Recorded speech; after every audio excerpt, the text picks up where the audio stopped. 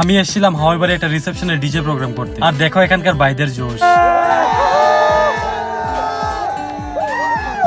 যাই হোক বস, আসলে ব্যাপারটা হলো একটু রেডি সেডি হয়ে পাঙ্কু স্টাইলে বেরিয়ে পড়লাম হাওয়াই বাড়ি প্রোগ্রামের উদ্দেশ্যে। তারপর প্রোগ্রামের লোকেশনে এসে দেখি যে রোহিত সাউন্ড তাদের ধামাকা সেটআপ রেডি করছে। তারপর ডিজে সেটআপ রেডি হয়ে গেলে আমিও আমার প্লেয়ার ল্যাপটপ লাগিয়ে এই কিউট কাপলটার সাথে শুরু করলাম আজকের ধামাকা প্রোগ্রাম।